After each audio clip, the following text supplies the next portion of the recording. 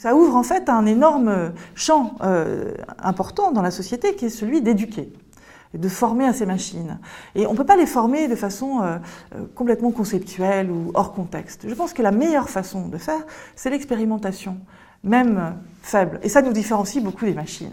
C'est-à-dire que lorsqu'on apprend à une machine à faire quelque chose, en général, on va lui présenter de multiples fois un objet. Par exemple, ceci est une image de chat. On répète ceci plusieurs fois devant du deep learning, par exemple un apprentissage profond. On va montrer énormément de photos de chats tout en disant à chaque fois ceci est un chat. Et puis on montrera énormément de photos de chiens en disant ceci est un chien. Et il faudra comme ça un temps de calcul important pour arriver à créer un modèle qui, à partir de toute cette richesse de données qu'il a perçues, sera capable de distinguer entre un chat et un chien. Et encore, si j'enlève, je dis toujours, les pixels de l'œil du chat, peut-être que la machine ne va plus du tout reconnaître et différencier entre l'un et l'autre. Donc on voit bien qu'il y a des biais et que c'est très lié en fait à ce choix de données qui doit rester un des aspects fondamentaux en fait dans la création de ces outils.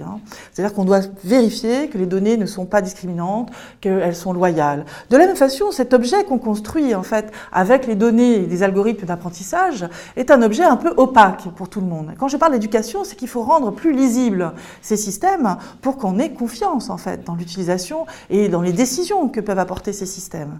Ça, c'est un grand champ important de ce que l'on doit faire pour mieux accepter l'intelligence artificielle dans tous les métiers.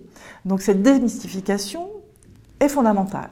Or, les chercheurs à l'heure actuelle ne peuvent pas expliquer théoriquement pourquoi ces systèmes marchent aussi bien. Donc il faut naviguer entre ces deux réalités qui sont que la théorie n'est pas là, mais par contre l'expérience nous montre que les performances sont meilleures, et bien comprendre que finalement les modèles obtenus par ces machines intelligentes, pseudo-intelligentes, artificiellement intelligentes, sont des modèles qui calculent des corrélations entre des faits et qui ne sont pas des modèles qui nous donnent des connaissances. La connaissance, c'est l'humain qui va la projeter sur la machine à partir de ces corrélations de faits. Donc c'est ces choses-là qu'il faut expliquer simplement, de façon très large, à toute personne qui utiliserait ces systèmes par des jeux, par l'expérimentation de petits systèmes. Et là, l'humain est très fort, c'est pas une machine. Il suffit de lui montrer quelques exemples et il comprend assez vite que lui sait s'adapter fortement, que la machine ne sait qu'imiter et ne s'adapte pas du tout très facilement. Voilà. Il y a énormément de différences qu'on peut montrer.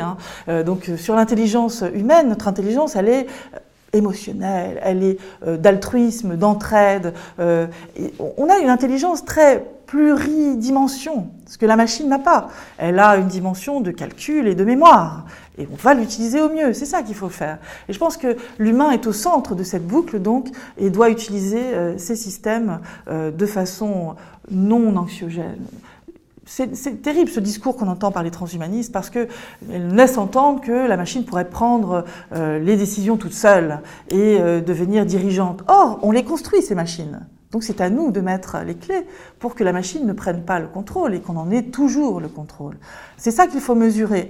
Et dans l'utilisation dans tous les métiers, avec ces machines, il faut comprendre aussi que l'humain dans la boucle doit rester quelqu'un qui a le mérite de ce qui est fait. Même si la machine fait le travail, l'humain l'a conçu, l'utilise au mieux, sait l'évaluer. Et ça, c'est des choses qu'il faut garder pour les humains. Donc il y a tout un travail autour du fait que les risques d'utiliser ces machines sont la déshumanisation, l'isolement des humains, la perte des savoir-faire, etc.